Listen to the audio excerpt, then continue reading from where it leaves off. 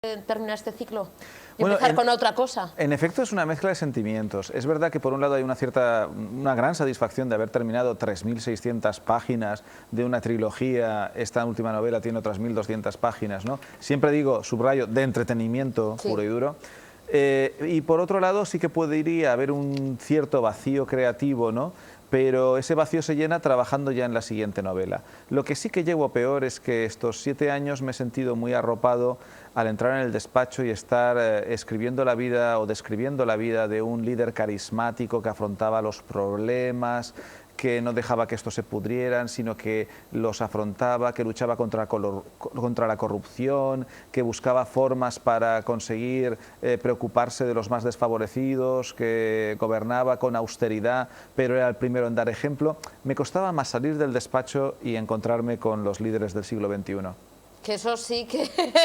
Eso da como bajón, sí, pero da bueno. bajón y da para muchas novelas de terror, ¿no? Más que de históricas, ¿no? Pues, desde porque luego, la historia que estamos, bueno, que escribirán, me imagino, ahora se escribe lo que es la información de la actualidad, pero si alguien escribe lo que está pasando ahora, casi sería más que un thriller, una novela de terror, ¿no? Bueno, de estar sin un gobierno, sin, bueno, pues con esta crisis que llevamos ya no sé cuántos años, ya sí, podemos rescatar a un gran escritor valenciano, Rafael Chirves, que escribió bueno, ha escrito muchas grandes novelas, pero por ejemplo Crematorio, de la que se hizo una serie de televisión, ahora que estamos en televisión, es un muy buen reflejo de lo que estaba pasando con la corrupción, solo que él como adelantado lo describió antes de todo lo que está aflorando ahora. Crematorio de Rafael Chirves, una gran novela.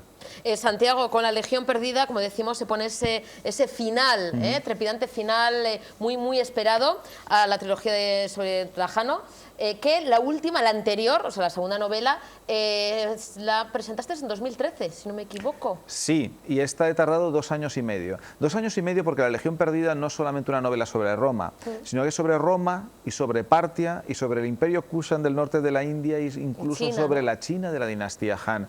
Estos 4 imperios están conectados por el cordón umbilical de la ruta de la seda. Plinio el Viejo se lamentaba de que Roma se gastaba 100 millones de sestercios al año en comprar productos de China. Imagínate si Plinio el Viejo levantara cabeza hoy día. Lo que intento mostrar en la novela es que este mundo global en el que vivimos hoy día era global mucho antes de lo que imaginamos. Es una novela en 4 espacios y en 2 tiempos. El tiempo de Trajano y el tiempo de la Legión Perdida.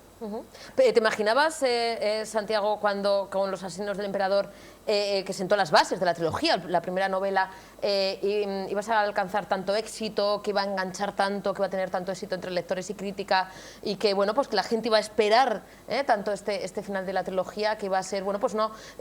Te has convertido en uno de los autores de referencia en novela histórica y de acción, que decimos que novela histórica no está reñido con acción, con aventura, exacto, con todo esto. Santiago, ¿te imaginabas cuando empezaste esta aventura con la primera novela que ibas a llegar? Uno siempre sueña aquí? con llegar a muchísimos lectores, pero la verdad es que no esperaba tanta recepción tan positiva por tanta gente a la vez, ¿no? Tengo lectores de entre 9 años hasta 98, lectores y cada vez más lectoras, que ven que estas novelas no solo son batallas, sino que me preocupo mucho por reflejar todos los grandes personajes femeninos del mundo antiguo. Me esfuerzo porque sean novelas muy cinematográficas, con muchísimo entretenimiento, ¿no? Está la novela, pero es verdad que el recibimiento es tremendo, porque la novela salió hace 3 semanas y ya está en su 3ª edición, ¿no? Y una novela que no solamente es bien recibida aquí, sino también en América Latina. Una trilogía que está siendo traducida también al italiano, lo cual me enorgullece particularmente porque pienso que algo sabrán los italianos de Roma, ¿no? Y si piensan que como se lo cuento es interesante, me anima también y me estimula para seguir trabajando. Con la primera novela nos mostraste la Roma imperial de los Césares en Circo Máximo, que haciendo un poquito, digo, para que la gente se sitúe. Sí. Santiago, en Circo Máximo, ¿qué presentas? Teníamos ya a Trajano en el poder. En la primera contábamos un poco cómo llegaba Trajano al poder, en la segunda cómo está en el poder, su lucha para conquistar la Dacia y encima carreras espectaculares de cuadrigas, ¿no? En esta 3ª novela tenemos una tensión dramática entre el sueño de Trajano, conquistar Partia para controlar la ruta de la seda. No era una conquista por conseguir gloria, sino por controlar esa ruta económica, frente como a su... siempre el dinero, ¿eh? Como o sea, esto siempre. no ha cambiado a lo largo de la historia. No, razones económicas, razones económicas. Pero eso está enfrentado a la pesadilla. La pesadilla es que sus legionarios, los de Trajano, tienen miedo a terminar como 150 años antes, como los legionarios de un tal Craso, que cruzó el Éufrates también para conquistar Partia, pero los condujo muy mal y acabó en un desastre militar que es conocido como el Craso error, expresión que seguimos usando hoy día. Ese craso error culmina con una legión entera atrapada por los enemigos, por los partos, y esa es la legión perdida. Decidí que contar simplemente esto en un párrafo no era suficiente para entender la audacia de Trajano, y por eso te cuento, por un lado, la historia de la legión perdida y en paralelo cómo Trajano, en una lección para el futuro, enmienda cada uno de los errores de Craso y corrige para de esa forma conseguir conquistar ese territorio. Lección para el futuro también, para el presente de hoy día. Una estrategia militar que él sabe que para controlar ese territorio del mundo hay que controlar los dos ríos, el Éufrates y el Tigris. Los americanos, cuando hacen su guerra del Golfo, le copian la estrategia militar. Se olvidaron que Trajano también tenía un plan para la posguerra. Esto los americanos y los británicos se lo saltaron, y de esos polvos, estos lodos. Y es que Santiago, Trajano y en esa época... nos daba un ejemplo como la política estaba unida a las estrategias militares y tenían ese plan B, vamos a decir, o esa pues no solamente en el lado militar, ¿no? Sino también luego cómo gestionar todo eso. Es lo que nos falta ahora, ¿no? Se piensa demasiado, ¿no? Se hace la intervención militar y luego... Pero lo tienes en Siria. Siria es un problema militar. Era un problema militar, se ha convertido en un problema que afecta a toda la Unión Europea, por no querer resolver un problema militar, por haber incendiado la región con una guerra cuestionable en sus orígenes, ¿no? Lo militar, no es que yo sea militarista, pero cuando hay un problema militar hay que afrontarlo. Yo no digo que la única forma de afrontar un problema militar sea militarmente, pero lo que no es solución es dejar que el problema se pudra. Eso es lo que hacen los líderes que realmente no son líderes. Y lamentablemente pues nos falta gente que encare los problemas, insisto, que no necesariamente sean soluciones militares. A veces pueden serlo, pero a veces no. Pero desde luego no hacer nada es simplemente dejar que el problema crezca. Santiago, ¿cómo ha sido el trabajo de documentación para este final de la trilogía? Pues fíjate, ha sido un trabajo de documentación, digamos, como extraordinario. Siempre me preocupo mucho por la documentación y que mis novelas estén rigurosamente preparadas. Que es una de las cosas que voy a explicar esta tarde mismo en la biblioteca Videbarrieta a las 7:30. Explicaré un poco el making of de la novela, ¿no? Es lo que hago en las presentaciones, ¿no? Pero, por ejemplo, si normalmente tardo 2 años para una novela, he tardado 2 años y medio. Dice, ay, Santiago se ha encantado. No, es que me desenvuelvo razonablemente bien en el Imperio Romano, pero como quería recrear también Partia, el Imperio Kushan y China, he tenido que necesitar más meses para poder documentar esos imperios de una forma razonable, ¿no? Además, es una novela donde hay expresiones y frases y párrafos en latín, en griego clásico, en sánscrito, en silabario kusana, en parto y hasta en chino clásico. Todo, por supuesto, traducido para los lectores. Pero siempre me gusta poner pequeñas citas en las lenguas originales, ¿no? Porque eso creo que le da realismo a la novela. Pero claro, este trabajo filológico también requiere su tiempo. ¿Cómo? Porque nosotros lo disfrutamos, nos aprovechamos de todas esas horas que inviertes en la documentación rigurosa, pero que luego lo presentas de manera trepidante, ¿no? Como decíamos antes, casi cinematográfico, ¿no? Sí, porque... Pero para ti es un trabajo arduo de muchas horas y luego ponerlo todo, presentarlo todo de manera apetecible, vamos a decir así. Correcto, pero yo siempre pienso que en una novela histórica el trabajo y el esfuerzo ha de recaer del lado del escritor o de la escritora. Y del lado de los lectores y las lectoras ha de recaer el entretenimiento. Yo, por ejemplo, mira, para ilustrarlo, me paso intentando contar una batalla de Kanchú en Asia Central, donde parece ser que romanos lucharon contra chinos y había por ahí unos y guerreros de Sogdiana cuando leía las fuentes occidentales, pero cuando leía las fuentes chinas de la dinastía Han, ya no había guerreros de Sogdiana, había guerreros de Kanchú.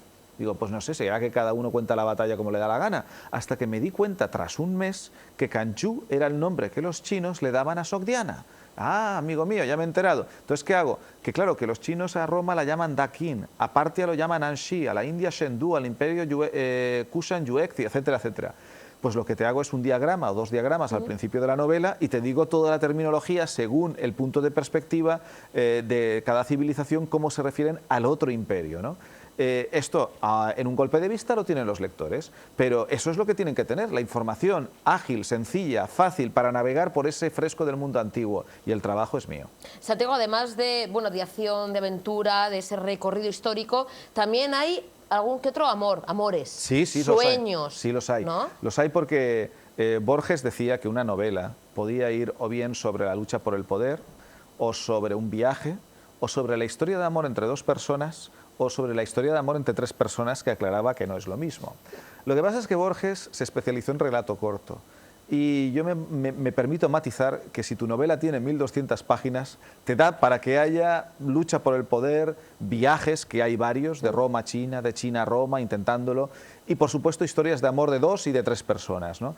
Y sí, las historias de amor están allí, historias de amor que son estratégicas dentro del engranaje de la trama, historias de amor que pueden afectar al propio emperador romano, a Trajano, que se enamorará, como era él, pues de otro hombre, ¿no? Del príncipe Arbandes, ¿no? de Osroene, un amor pasional, y también los amores de personajes femeninos adolescentes, la princesa Parta Ariazate, con quién la van a casar, con quién se va a enamorar, y por supuesto la guerrera Tamura, que viene de las novelas anteriores, la hija del gladiador Marcio y de la guerrera sármata Alana, ¿no? Tamura va a crecer y crece y se enamora, y de esa historia también la tenemos ahí. Si es que el amor también juega un papel importante, porque muchas guerras han empezado con esto de los líos, ¿no? No de faldas o no de faldas, pero por el amor, ¿no? Muchas veces esas ofensas de que si alguien se enamora, que si tú... Y empezaba una guerra, terrible guerra. Bueno, simplemente ahí tienes la guerra de Troya, por Helena, que ese es el ejemplo Sí. paradigmático de lo que estás diciendo. Y es una de las grandes guerras de la historia, la Ilíada, solo por eso, ¿no? Sí, no, sin duda el amor es una fuerza motora, a veces para el bien y a veces para el mal, ¿no? Y como tal está reflejada en una novela épica como La Legión Perdida, donde 4 imperios están luchando o tienen luchas fratricidas internas por controlar el poder, y las mujeres, por supuesto, juegan un papel importantísimo. Y me esfuerzo mucho en recuperar los personajes femeninos, porque muchas veces, si pasas a los historiadores clásicos, no aparecen, ¿no? Yo recuerdo el test de Bechdel, es una autora de cómic norteamericana, que dice que todos los relatos modernos son sexistas, porque no cumplen 3 normas. 1, que haya personajes femeninos con nombre; 2, que hablen entre ellas solas; 3, que hablen de algo que no sean hombres. Y yo intento que mis novelas superen este test de Bechdel, ¿no? Pero para eso te has de esforzar, porque, por ejemplo, me encuentro esa princesa Parta, a la que he aludido antes. ¿Tú te crees que Plutarco o Dion Casio le han puesto nombre? No, la hija del emperador Orroes. Pero yo no puedo pasarme 1200 páginas con la hija de Osroes, ¿no? Así que tengo que buscar... O la mujer de. Entonces tengo que buscarle el nombre. Pero para buscar el nombre de parar la investigación, vamos añadiendo días para esos 2 años y medio, encontrar una tesis doctoral de una doctorada en Oxford sobre la mujer en la época preislámica de Persia. Y ahí me habla de los nombres de las princesas partas de diferentes dinastías. Y me voy a la dinastía arsácida, que es la de mi princesa, y ahí tengo nombres de princesas y cojo uno. Pero eso requiere 1 semana y media de trabajo para ponerle el nombre. Entonces no es fácil incorporar al mismo nivel a las mujeres que los hombres cuando haces novela histórica del mundo antiguo, pero desde luego os lo merecéis, y en eso estoy, para que esté equilibrado. Santiago, te lo agradecemos, como en representación de todas las mujeres. No, pero además gana en credibilidad la novela, gana en versatilidad, tienes muchísimos más juegos, porque puedes tener estas historias de amor que le dan tanta potencia, además pues, del tema bélico, la estrategia militar, es mucho más real haciendo este esfuerzo adicional. Y más cercano a todos los lectores y lectoras, sí, que tienes muchas, Santiago, que hoy tendrás ese encuentro con todos ellos y todas ellas a partir de las 7:30 en la Biblioteca Videobarrieta, donde yo me imagino que yo sé que te tendría horas también, te secuestraríamos, pero... Bueno, por lo menos tengo que ir a la Biblioteca Videobarrieta, sí. Ahí te verán pues esos lectores que están ya devorando, que estamos devorando La Legión Perdida, ese final, trepidante final muy, muy esperado. Te has hecho un poquito de rogar, pero ya has explicado que había trabajo detrás. Que hay mucho trabajo detrás, trabajo muy intenso. Santiago, el final de esta trilogía de Trajano, sobre Trajano, La Legión Perdida, Y a otra cosa, ¿cómo se suele decir, mariposa? ¿Ya estás Sí. ya en ello? Ya estoy ¿Trabajando en en otro ello? personaje que injustamente olvidado, que quiero recuperar, pero que vamos a mantener el misterio. Vale, ¿también va a haber trilogía? ¿Va a ser solo una novela? Voy a intentar hacer un esfuerzo y imponerme un desafío narrativo e intentar hacerlo en una sola novela, sin hacer la trampa de que tenga 3.000 páginas. Vamos Vale. a ver si puedo hacerlo. Oye, más que nada, bueno, nosotros no tenemos ninguna prisa, ¿eh? No. Tómate tu tiempo, Santiago, pero espero que cuando presentes esa novela, que ya contaremos quién es el protagonista, bueno, de qué trata, pues que vengas aquí al programa a hablar sobre esa novela. Mientras tanto, disfrutaremos con La Legión Perdida. Muchísimas gracias. Como Gracias, siempre, un auténtico placer. estaré encantado de volver. Muchas gracias. Hacemos una pequeña pausa para la publicidad. A la vuelta continuamos con más temas y con más invitados que irán pasando poquito a poquito por esta tarde de miércoles aquí en OGT Vizcaya. No se muevan.